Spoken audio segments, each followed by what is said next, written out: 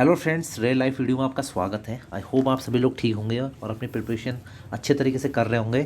तो आज हम डिस्कस करेंगे मैथ के इम्पोर्टेंट टॉपिक्स जो आप लोग के एग्जामिनेशंस में आते हैं और कितने क्वेश्चंस उन टॉपिक से आते हैं मैथ के, और क्या रहता है लेवल, इजी रहता है, मीडियम रहता है या हार्ड लेवल रहता है, और क्या आपको उससे बेस्ट स्ट्रैटेजी हो सकती है उस टॉपिक पे आप लोगों की। और जो मैथ में अच्छे हैं, जिनका स्कोर अच्छा करना है, वो वीडियो एंड तक देखें। मैथमेटिक्स के लिए टॉपिक वाइज मैंने आप लोगों के लिए 20 टॉपिक लमसम बनाए हैं। तो आप सभी टॉपिक्स को अच्छे से देख लीजिए और आपको क्या क्या करना है उन टॉपिक्स में, वो भी आप देख लीजिएगा, क्योंकि एग्ज़ाम से पहले आप इसको देख के जाएंगे तो आपके लिए काफ़ी अच्छा रहेगा। वैसे तो आप सभी लोग मैथमेटिक्स पढ़ ही रहे होंगे, कहीं ना कहीं से प्रैक्टिस कर रहे होंगे, कोई ऑफलाइन प्रैक्टिस कर रहा होगा, कोई ऑनलाइन प्रैक्टिस कर रहा होगा।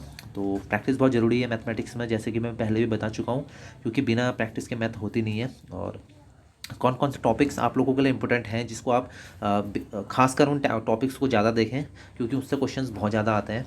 तो जिसमें आपने मैथ में आप लोग को अच्छा स्कोर करने की, यानी 25 मार्क्स की मैथमेटिक्स आती है, कोई ज़्यादा टफ मैथ नहीं आती। जिनकी मैथ अच्छी है और जिनकी मैथ थोड़ा एवरेज भी है, तो उनके लिए भी बहुत अच्छा चांस है मैथ में स्कोर करने का। तो देख लेते हैं कि कौन कौन से टॉपिक्स हैं। तो पहला इंपॉर्टेंट टॉपिक्स है सिंप्लीफिकेशन। तो सिंप्लीफिकेशन से बहुत अच्छे क्वेश्चंस आते हैं। मेरे ही ग्रुप डी में मुझे अभी तक याद है कि सिंप्लीफिकेशन से बहुत अच्छे क्वेश्चंस आए थे और ज़्यादातर क्वेश्चन इजी थे। और क्वेश्चंस का क्या था, बॉडमास लेवल से क्वेश्चन थे, और सर्च से भी क्वेश्चन थे, स्क्वायर रूट से भी क्वेश्चन थे, क्यूब रूट से भी इस टाइप के क्वेश्चंस आते हैं, और बेसिक क्वेश्चंस आते हैं इसमें। ऐसा नहीं कि बहुत ज़्यादा हार्ड क्वेश्चंस आएंगे, आते हैं। बॉडमास रूल से आप लोग प्रैक्टिस कर लीजिएगा। बॉडमास रूल के ज़्यादातर क्वेश्चन सिंप्लीफिकेशन में इसी से बनते हैं। तो बॉडमास रूल आप अच्छे से कर लीजिएगा इससे। और क्योंकि यहाँ गलती करते हैं बहुत सारे स्टूडेंट, क्या होता है कि प्रैक्टिस में तो रहते हैं, लेकिन किस तरीके से बॉडमास रूल को अप्लाई करना है, तो वहाँ आपको पता है कि प्लस माइनस में थोड़ा सा भी गलती, डिवाइड में थोड़ा सा भी गलती, आपको एक एक नंबर से आपको पता है पूरा घड़ा भरता है, तो इससे चूक हो सकती है। तो आप लोग इससे प्रैक्टिस करके जाएं पहले से ही सिंप्लीफिकेशन वाले चैप्टर से। तो आप लोग इसमें करीबन 100-150 क्वेश्चन आप बना लेंगे इस चैप्टर से। इजी क्वेश्चन आते हैं, ज़्यादा हार्ड क्वेश्चन आते हैं, 2-3 क्वेश्चन इजी क्वेश्चन आते हैं। और जितना ज़्यादा आप इस चैप्टर से प्रैक्टिस में रहेंगे, उतना ज़्यादा आपका कम टाइम लगेगा। और इसमें थोड़ा सा ध्यान रखिएगा प्लस माइनस का, तो उससे आप लोग के लिए अच्छा रहेगा। और बाकी स्क्वायर रूट निकालने के लिए भी आते हैं और क्यूब रूट निकालने के लिए भी आते हैं। इसमें अच्छे से बेसिक आते हैं। जैसे कोई भी आपको नंबर दे देगा, तो स्क्वायर रूट निकालने वाले चैप्टर से दे देगा, स्क्वायर रूट निकालना है, क्यूब रूट निकालना है। इस टाइप के क्वेश्चंस भी आप लोग को देखने को मिल सकते हैं। और दूसरा चैप्टर है हमारा इंपॉर्टेंट, मोस्ट इंपॉर्टेंट, परसेंटेज। तो परसेंटेज से भी 1 या 2 क्वेश्चन आपको देखने को मिलेगा, और वो भी इजी क्वेश्चंस मिलेंगे आप लोग को। और इसमें यह है कि फास्ट कैलकुलेटिव ये चैप्टर है। तो जितना ज़्यादा परसेंटेज को अच्छे से पढ़ के जाएंगे, परसेंटेज वाले चैप्टर से बेसिक क्वेश्चंस आते हैं, तो परसेंटेज निकालने के लिए भी आ जाता है। तो कभी कभी ऐसा देता है, जैसे 200 दे देगा, 200 का 10% का, 40% का, 25%, और ईजी क्वेश्चंस आते हैं। बस ये है कि आप लोग इससे प्रैक्टिस, तो ये ऐसा है कि इसको ज़्यादा पेन को भी चलाने की जिसमें ज़्यादा ज़रूरत नहीं है। जिसका परसेंटेज वाला चैप्टर अच्छा है, वो आराम से निकाल सकता है परसेंटेज से। तो परसेंटेज वाले चैप्टर को भी आप लोग देखे जाएँ। मैं सभी के लिए कर रहा हूँ परसेंटेज चैप्टर, अच्छा चैप्टर है, ऑलराउंडर चैप्टर है। तो ये चैप्टर भी मोस्ट इंपॉर्टेंट चैप्टर है।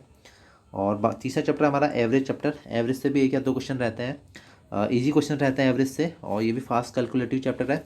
और बेसिक क्वेश्चन इससे रहते हैं। तो आप बेसिक क्वेश्चंस ज़्यादा इसमें करोगे एवरेज से, तो एवरेज निकालने के लिए आता है। एवरेज से भी अच्छे क्वेश्चन रहते हैं।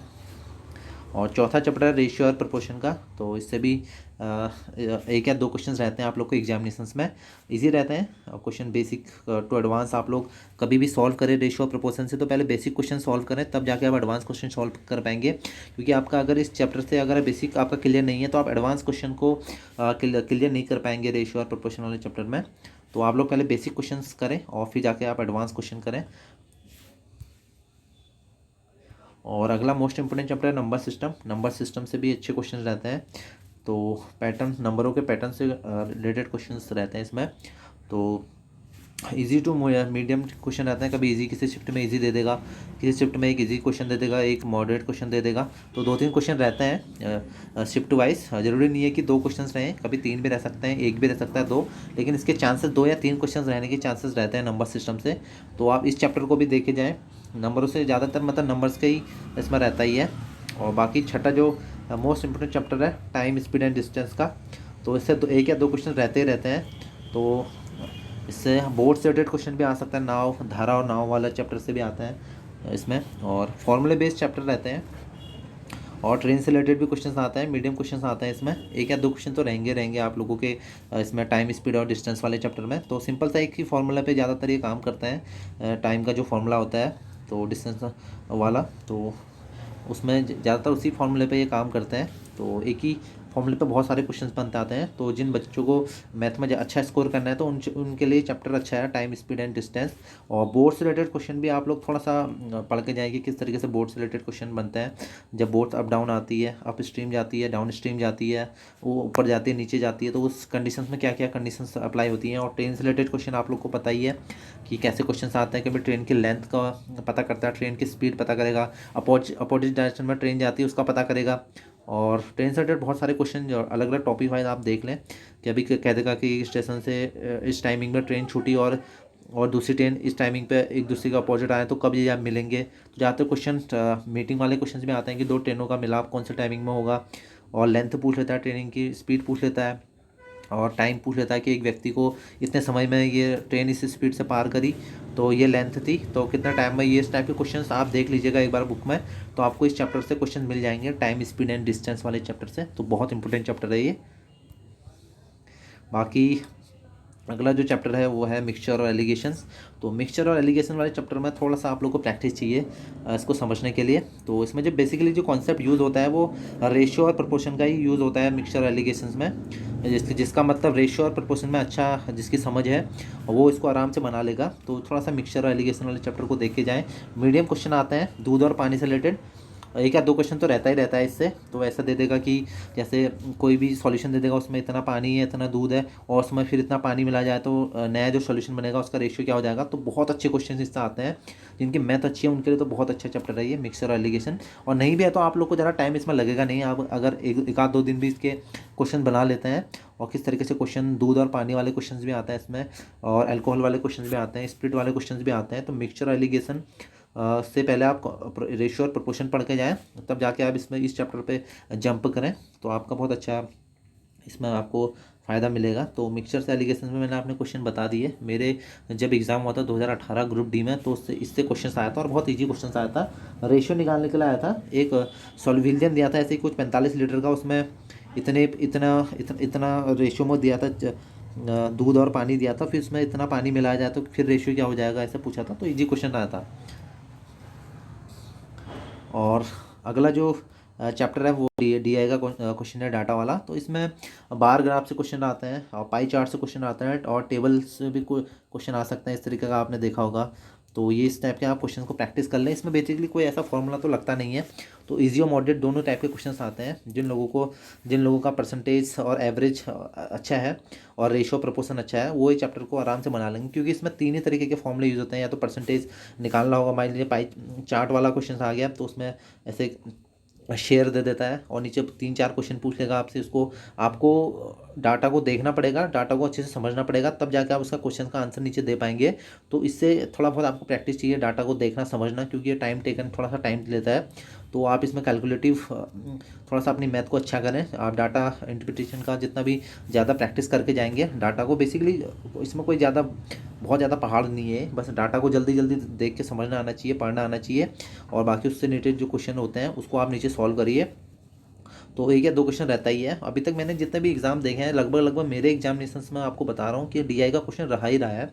और डीआई का क्वेश्चन मुझे बहुत पसंद है, क्योंकि मैं इसको तैयार करके जाता नहीं हूँ, लेकिन डीआई मैंने पहले पढ़ी हुई है। तो डीआई से मुझे पता है कि इसमें जो फॉर्मूले यूज़ होने हैं वो प्रोपोर्शन और रेशियो का फॉर्मूला यूज़ होना है, परसेंटेज और एवरेज के फॉर्मूले यूज़ होना है। तो जिनके तीन टॉपिक बहुत अच्छे हैं वो इसको आराम से इस डीआई वाले चैप्टर को वहाँ जाके भी सॉल्व कर सकते हैं, अगर बाई चांस नहीं भी उन्होंने बनाया है। वैसे मैं आपको सजेशन दूंगा कि आप लोग एक आध बार इस डीआई का क्वेश्चन बना लें, तो उससे आपका थोड़ा सा अच्छे रहेगा, स्पीड मेंटेन हो जाएगी। और एक दो क्वेश्चन आपका रहता ही रहता है इसमें। जिनकी मैथ कमज़ोर है उनके लिए भी बहुत अच्छा चैप्टर है ये, इसमें कैलकुलेट करने का। तो डाटा से रिलेटेड क्वेश्चन आते हैं आपके इसमें। और अगला चैप्टर है मेंसुरेशन। मेंसुरेशन बहुत लोगों को थोड़ा सा दिक्कत लग सकती है, क्योंकि इसमें बहुत सारे फॉर्मूले यूज़ होते हैं। ट्रायंगल के लिए, क्वाड के लिए अलग होता है, पॉलीगॉन्स अलग होते हैं, सर्कल, कोन, सिलेंडर, स्पेयर और प्रिज्म वाले क्वेश्चन अलग अलग रहते हैं। तो इसमें आप लोग को थोड़ा सा दिक्कत हो सकती है, क्योंकि इसमें फॉर्मूले बहुत होते हैं बस। उनके लिए अच्छा है जिन लोगों के एडवांस मैथ बहुत अच्छे हैं। एडवांस मैथ जिन लोगों की अच्छी है उन लोगों के लिए बहुत अच्छा चैप्टर है ये, क्योंकि उनको सारे फॉर्मूले लगभग लगभग याद होंगे। तो इससे भी क्वेश्चन आते हैं, ईजी क्वेश्चन आ जाता है। कभी सिंपल फार्मूला लगाने के लिए आपको सिंपल चीज़ें दे देगा, हाइट दे देगा। जैसे किसी कोन का वॉल्यूम निकालना होगा तो डायरेक्ट आप फॉर्मूले में लगा सकते हैं, या किसी स्पेयर का आपको एरिया फाइंड करना होगा तो सिलेंडर का निकालना होगा, स्पेयर का निकालना होगा, एरिया से रिलेटेड आप सीधे फॉर्मूला लगा के भी इस क्वेश्चन को कर सकते हैं। तो उस टाइप के क्वेश्चन ईजी ये मॉडरेट में आते हैं, और कुछ हार्ड लेवल के क्वेश्चन भी पूछे जाते हैं जिसमें वही बच्चे कर पाते हैं जिनका जो छोटी गली, जिन्होंने मतलब कॉन्सेप्ट वाइज इस क्वेश्चन देखे होते हैं, इसको चैप्टर को अच्छी तरीके से तैयार करे होते हैं। तो इसमें तीनों तरह के क्वेश्चन आप लोग को देखने मिलेंगे। तो एक क्वेश्चन आपको इसमें देखने को मिलेगा ज़रूर ट्रिग्नोमेट्री से। तो एक क्वेश्चन आपको ज़रूर देखने को मिलेगा मेंसुरेशन से। तो मेरे उसमें भी आया था मेंसुरेशन से एक क्वेश्चन, लेकिन मुझे थोड़ा सा इजी लगा वो क्वेश्चन, क्योंकि एरिया फाइंड करना था तो सिंपल था, मुझे फॉर्मूला याद था तो फॉर्मूला लगा दिया उस पर। और कभी कभी थोड़ा सा डिफिकल्ट क्वेश्चन पूछा जाता है, वॉल्यूम वगैरह का क्वेश्चन थोड़ा सा डिफिकल्ट लगता है इसमें। तो आप लोग प्रैक्टिस इसमें करें और कॉन्सेप्ट को समझे सबसे पहले। और फॉर्मूले इसमें बहुत ज़्यादा ज़रूरी है, फॉर्मूले बिना ये चैप्टर नहीं हो सकता, फॉर्मूले आपको याद करने ही करने पड़ेंगे इसमें। और अगला चैप्टर है जो काफ़ी इंपॉर्टेंट चैप्टर है, तो प्रॉब्लम ऑफ एज से रिलेटेड प्रॉब्लम आपको पता ही है। तो इसमें इजी से मॉडरेट क्वेश्चन आते हैं, किसी को इजी लग सकते हैं क्वेश्चन और किसी के लिए मॉडरेट हो सकता है। तो एज से रिलेटेड आते हैं कि इतनी आयु थी, इतने वर्ष बाद इतनी आयु हो गई, इस रेशियो में आई थी, पिता की आयु इतनी, पुत्र की आयु इतनी, माता की आयु इतनी। तो इस हिसाब से क्वेश्चन 10 वर्ष बाद कितनी आयु हो गई। तो ये रेशियो मतलब बेसिकली इसमें जो यूज़ होता है रेशियो भी यूज़ होता है, रेशियो भी, और रेशियो वाले क्वेश्चन यूज़ होते हैं कि 5 वर्ष पिता पुत्र की आयु का योग इतना था और पिता पुत्र का रेशियो इतना था आयु का, तो 10 साल बाद ऐसा कुछ इस टाइप के क्वेश्चन बनते हैं। तो प्रॉब्लम वाइज क्वेश्चन इसमें बहुत अच्छे हैं। थोड़ा सा कॉम्प्लेक्स टाइप क्वेश्चन हो सकते हैं जिन बच्चों को नहीं समझ में आएगा। तो इसमें आप पहले इस चैप्टर से आप पहले सिंपल जो क्वेश्चन हैं उनको सॉल्व करने की कोशिश करें, तब जाके आप हायर क्वेश्चन सॉल्व करें इस चैप्टर से। तो एक क्वेश्चन इस चैप्टर से भी रहता है, एज वाले चैप्टर से। और बहुत इंपॉर्टेंट चैप्टर आ रहा है प्रॉफिट एंड लॉस, सभी के लिए है ये, बहुत अच्छा चैप्टर है। तो ये इजी भी है थोड़ा सा। तो डिस्काउंट और पार्टनरशिप वाले क्वेश्चन आते हैं इसमें। डिस्काउंट वाले क्वेश्चन देखने को मिलेंगे आप लोगों को प्रॉफिट एंड लॉस से। तो आप सभी लोग आप लोगों से है कि आप लोग इस चैप्टर को अच्छे से बना के जाएँ। प्रॉफिट एंड लॉस बहुत अच्छा चैप्टर है, इजी क्वेश्चन में भी देखने को मिलेगा, थोड़ा मॉडरेट क्वेश्चन भी देखने को मिलेगा आप लोगों को। तो जिसकी जिस हिसाब से प्रैक्टिस रहेगी इस चैप्टर में, तो आप लोगों को उतना ज़्यादा फ़ायदा मिलेगा। 2-3 क्वेश्चन आता है प्रॉफिट एंड लॉस से। तो जैसे कि कोई कह देगा कि स्कूटर इतने का है, इसको इसने प्रॉफिट में बेचा या इतने लॉस में बेचा तो कितना रुपए। इस टाइप के क्वेश्चन, थोड़ा कॉम्प्लेक्स क्वेश्चन भी पूछे जाते हैं कि इस व्यक्ति ने इतने रुपए में ख़रीदा तो उसको इतने % की हानि हुई। तो लॉस और प्रॉफिट वाले क्वेश्चन में थोड़ा आपको फॉर्मूला तो इसमें से कोई ज़्यादा हार्ड फॉर्मूला लगता नहीं है, लेकिन आपको थोड़ा सा कॉन्सेप्ट पता होना चाहिए, नहीं तो आप कन्फ्यूज़ कर जाओगे एग्जाम में इस चैप्टर से। तो जितना ज़्यादा आप प्रैक्टिस करोगे इस चैप्टर से प्रॉफिट एंड लॉस से, तो इससे तो क्वेश्चन बनना ही बनना है प्रॉफिट एंड लॉस से, 100% क्वेश्चन बनना है प्रॉफिट एंड लॉस से। तो बहुत अच्छा क्वेश्चन बनते हैं इससे, आप लोग अगर प्रैक्टिस में रहोगे तो आप लोगों का आराम से हो जाएगा प्रॉफिट एंड लॉस से। और मोस्ट इंपोर्टेंट चैप्टर आ रहा है simple interest and compound interest है। तो इससे भी क्वेश्चन बनते हैं, इजी से मॉडरेट क्वेश्चन बनते हैं। और मॉडरेट कैसे हो सकते हैं, अगर मान लीजिए कंपाउंड इंटरेस्ट से क्वेश्चन आ गया, थोड़ा सा हार्ड दे देगा। मान लीजिए किस्त निकालना पूछ लिया उसने कि कितनी किस्त पड़ेगी 4 वर्ष में, मूलधन दे देगा या ब्याज दे देगा, दर निकालनी होगी। इस टाइप के क्वेश्चंस आप लोग को अर्धवार्षिक दर से आप लोग देख लेना एक बार, हाफ ईयरली ऐसे क्वेश्चन आप लोग को इस कंपाउंड इंटरेस्ट और सिंपल इंटरेस्ट में। और कभी कभी मुझे याद है मेरे ग्रुप डी में पूछा गया था, 2 ईयर का दिया गया था, 2 ईयर का एसआई और सीआई का डिफरेंस दिया गया था और मुझसे रेट पूछा गया था। और ऐसे कुछ क्वेश्चन था, मुझे मूलधन भी दिया था, प्रिंसिपल भी दिया था। तो इजी क्वेश्चन था, फॉर्मूला बेस्ड क्वेश्चन था। मैंने डायरेक्ट फॉर्मूला लगाया इस पर 2 ईयर वाला, तो मेरा तुरंत आंसर आ गया था, क्योंकि मुझे फॉर्मूला याद था 2 ईयर्स का, जिसमें सीआई और एसआई का डिफरेंस होता है। और 3 ईयर्स का भी आप याद कर लेना, कभी कभी 3 ईयर्स का भी पूछ लेता है। तो सिंपल इंटरेस्ट से अच्छे क्वेश्चन बनते हैं, कंपाउंड इंटरेस्ट से भी अच्छे क्वेश्चन बनते हैं। सिंपल इंटरेस्ट से कभी आपसे पूछ लेता है, आपको रेट दे देगा, टाइमिंग पूछ लेगा कि कितने टाइम बाद 2 गुना हो जाता है मूलधन, 3 गुना हो जाता है, 4 गुना हो जाता है, 5 गुना, 10 गुना, 8 गुना, 16 गुना। इस टाइप के क्वेश्चन बनते हैं। आप इसमें अलग अलग टाइप ऑफ क्वेश्चन देख लें। तो मैं आप लोग को इंपॉर्टेंट टॉपिक बता रहा हूँ जिससे क्वेश्चन रहता है, ये तो 1 या 2 क्वेश्चन इससे रहता ही रहता है। और भी इम्पोर्टेंट चैप्टर आ रहा है टाइम एंड वर्क का, कार्य और समय वाला। इसमें आपको पाइप वाले क्वेश्चन मिलेंगे, कि इतना टैंकी भर जाती है, इतने इतने टाइम पे टैंकी भरती है, इतने टाइम पे खाली हो जाती है। तो इस टाइप के क्वेश्चन भी पूछे जाते हैं। और टाइम एंड वर्क के हिसाब से पूछा जाएगा कि दो व्यक्ति मान लीजिए इस काम को इतने टाइम में करते हैं या इतने टाइम में करेंगे, तो इस टाइप के क्वेश्चन भी आप लोग को मिल जाएंगे। तो राम और श्याम किसी कार्य को मिलकर 10 दिन में करते हैं, तो राम अकेला इस काम को इतने दिन में करता है। तो इस टाइप के क्वेश्चन आप लोग को पूछा जाएगा कि इस टाइप के क्वेश्चन राम श्याम वाले, एक या दो क्वेश्चन रहता है इसमें। बेसिक कॉन्सेप्ट रहता है इसमें। वर्क और एफिशिएंसी से भी क्वेश्चन पूछा जाता है, कार्य क्षमता से भी। और मुझे याद है कि कार्य क्षमता से एक आध क्वेश्चन पूछा गया था कि इसकी क्षमता इतनी है। तो बेसिक क्वेश्चन भी पूछ सकता है आपसे, किसी की क्षमता के हिसाब से क्वेश्चन पूछता है। तो मीडियम और हार्ड दोनों क्वेश्चन इससे आते हैं। तो पाइप और सिस्टम वाले चैप्टर से को आप अच्छे से पढ़ के जाएँ। टाइम एंड वर्क का ही एक पार्ट है ये भी। तो टैंकी की मान लीजिए कोई टैंकी इतने टाइम पे भर रही है, उसको एक टैंक दूसरा नल है जो इतना टाइम पे उसको खाली कर रहा है, उतना टाइम पे भर रहा है, तो दोनों मिलकर कब उसको भरेंगे। तो इस टाइप से थोड़ा कॉन्सेप्ट वाला क्वेश्चन पूछ सकता है आपसे। तो आप इस चैप्टर को भी बना के जाएंगे।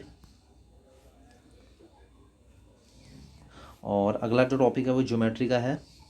ज्योमेट्री से थोड़ा सा कॉन्सेप्ट वाइज क्वेश्चन आता है, जिनका कॉन्सेप्ट अच्छा हो ज्योमेट्री में, थोड़ा बेसिक जिनका अच्छा हो वही इस चैप्टर को अच्छे से बना पाते हैं। तो मॉडरेट से हार्ड तीनों लेवल क्वेश्चन आ सकता है। तो थ्योरम बेसिकली आप याद करने की कोशिश करें। जो ज्योमेट्री का जो थ्योरम है, जो बेसिक थ्योरम है, उनको याद करने की कोशिश करें। कभी कभी एक क्वेश्चन आ जाता है इससे, एक आध दो क्वेश्चन रहते हैं। तो ज्योमेट्री से क्वेश्चन आ जाता है।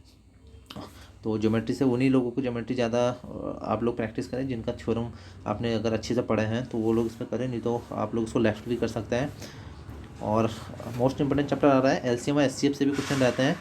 तो बेसिक्स से मॉडरेट क्वेश्चन रहता है एलसीएम एचसीएफ में। तो एक आध क्वेश्चन रहता ही है एलसीएम एचसीएफ। तो आप आपके पेपर में एलसीएम एचसीएफ से भी क्वेश्चन बनने लग गए हैं। तो बेसिक रूल लगता है, अगर आपको एचसीएफ निकालना आता है, एलसीएम निकालना आता है, तो उसके फॉर्मूले पर रखते हैं आप लोग एलसीएम एचसीएफ निकाल सकते हैं।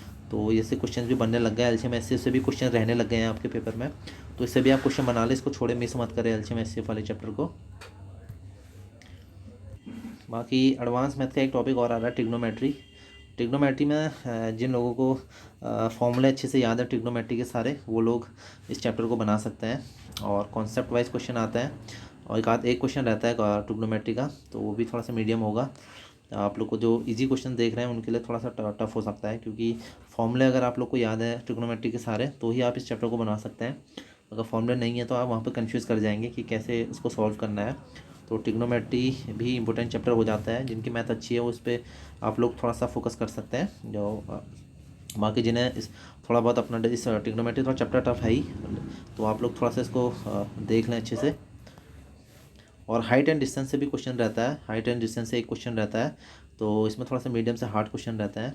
और ट्रिग्नोमेट्री जिन लोगों को आती है वो लोग इसको आराम से बना सकते हैं, हाइट एंड डिस्टेंस वाले चैप्टर को। तो कॉन्सेप्ट बेस्ड क्वेश्चन आता है इसमें। अभी पूछ लेगा आप लोगों को, एक मीनार से ऊपर से एंगल पूछ लेगा, और यहाँ से पूछेगा कितना एंगल था, या इतना चल के गया, इतना एंगल हो गया। तो जिनकी ट्रिग्नोमेट्री अच्छी है वो इस चैप्टर को आराम से बना सकते हैं। जिनकी ट्रिग्नोमेट्री अच्छी नहीं है उनके लिए थोड़ा दिक्कत हो सकती है। ट्रिग्नोमेट्री का आप लोग ट्रिग्नोमेट्री के एंगल के साथ साथ आप इसको थोड़ा सा याद कर लें कि कौन से एंगल पे कौन सी वैल्यू होती है, साइन कॉस थीटा, और इसकी जितनी क्या क्या वैल्यूज़ हैं उसको आप याद कर लीजिएगा। और जिन लोग की मैथ अच्छी है उनके लिए तो बहुत अच्छा चैप्टर है ये। तो एक क्वेश्चन आया था हाइट एंड डिस्टेंस से मेरे एनटीपीसी में, तो इजी क्वेश्चन आया था। मुझे ये चैप्टर बहुत ईजी लगता है, हाइट एंड डिस्टेंस वाला। शायद हो आप लोगों को भी, शायद बहुतों को ईजी लगता होगा, क्योंकि जिनकी ट्रिग्नोमेट्री अच्छी है वो लोग इसको आराम से बना लेते हैं।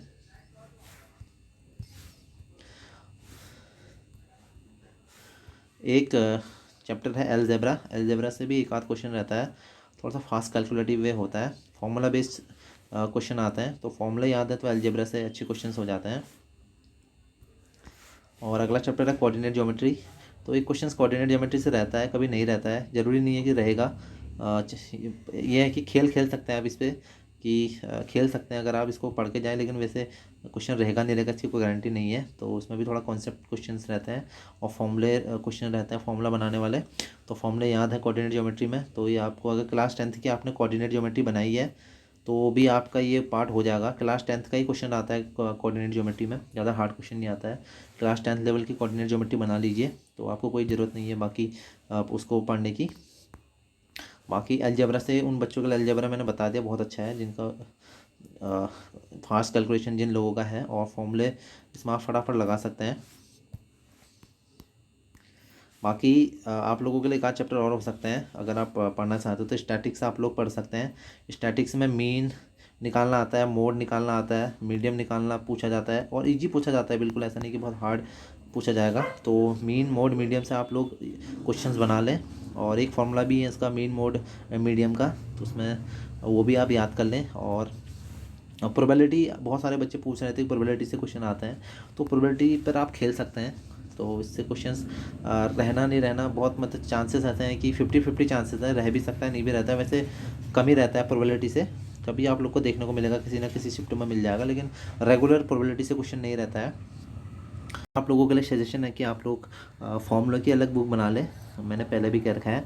और प्रैक्टिस के लिए आप लोग बुक कोई भी बुक आप लिख सकते हैं, प्रैक्टिस बुक। ऐसे मेरे पास अपने पास तो राकेश यादव है, उसमें ये सभी टॉपिक्स जितने मैंने बता रखे हैं आप लोगों को, सभी क्वेश्चंस हैं इसमें। एडवांस मैथ के भी क्वेश्चंस हैं, एडवांस मैथ की अलग बुक आती है उनकी। अगर जो लोग एडवांस मैथ जिनकी मैथ अच्छी है और मैथ के क्वेश्चंस की बुकें हैं, तो वो एडवांस मैथ की बुक ले सकते हैं प्रैक्टिस के लिए। बाकी आप लोग प्रैक्टिस के लिए कोई भी बुक ले सकते हैं, ऐसा मैं स्पेशली नहीं कह रहा हूँ कि आप यही बुक लीजिए। तो जो आपको पसंद है मैथ प्रैक्टिस के लिए, RS अग्रवाल बहुत अच्छी है बेसिक मैथ सीखने के लिए। तो ये तो एक कह सकते हैं मास्टर बुक है RS अग्रवाल, लेकिन कोई आप अदर बुक्स को फॉलो करते हैं तो कोई दिक्कत नहीं है, मैथ सभी में सेम ही है। तो क्वेश्चंस का फ़र्क रह सकता है, आप किसी में कम क्वेश्चन किसी में ज़्यादा क्वेश्चन, तो कम क्वेश्चन आपको अगर लगते हैं तो मार्केट से आप बुक ले आइए और उसमें से क्वेश्चन बनाइए। और अभी ऐसा रहेगा कि आप लोग उन क्वेश्चन को ज़्यादा बनाएं जो आपको थोड़ा दिक्कत करते हैं, उन क्वेश्चंस को बनाते रहें। और ये चैप्टर वाइज आप क्वेश्चन बनाना शुरू कर दीजिए, और जिनकी मैथ अच्छी है वो तो मिक्सअप क्वेश्चन भी बना सकते हैं। नहीं तो मैंने जो आप लोग को चैप्टर बताए हैं, जितने भी चैप्टर बताए हैं, उन चैप्टर से टॉपिक वाइज आप क्वेश्चन बना लीजिए। ऐसा नहीं कि एक चैप्टर में आपको एक ही जैसे क्वेश्चन मिलेंगे, एक चैप्टर में आपको जैसे परसेंटेज वाला चैप्टर है उसमें भी आपको अलग अलग टाइप के क्वेश्चन मिलेंगे, नंबर सिस्टम चैप्टर है उसमें भी आपको अलग अलग टाइप के क्वेश्चन बनाइए। तो हर टाइप का आप क्वेश्चन बना लीजिए, क्योंकि वहाँ फिक्स नहीं है कि इसी टाइप का क्वेश्चन पूछा जाएगा, आप नंबर सिस्टम से दूसरा टाइप का क्वेश्चन पूछा जा सकता है। तो आपने 3-4 टाइप के क्वेश्चन बना के देखे होंगे तो आप लोगों के लिए वहाँ ईजी रहेगा। और बाकी आप समझ गए होंगे कि मैं आपसे क्या कहना चाह रहा हूँ। बाकी मॉक वगैरह आप देते रहें और अपना स्कोर मैथ्स में शेयर करें। बहुत लोगों को मैथ्स पता है, मुझे कि थोड़ा टफ है। आप लोग के कमेंट्स जैसे मैं देखता हूँ मैथ के लिए बहुत आप लोग परेशान रहते हैं, और जिनका मैथ अच्छा है उनके लिए तो बहुत अच्छा चांसेस है बाकी अदर एग्जामिनेशंस में भी, और इसमें भी आप लोग के लिए बेनिफिट रहेगा। तो मैथ में आप लोग कोशिश करें कि 20+ क्वेश्चंस अचीव करने की, क्योंकि जिस हिसाब से मैथ आती है उस हिसाब से आप 20+ स्कोर कर सकते हैं आराम से।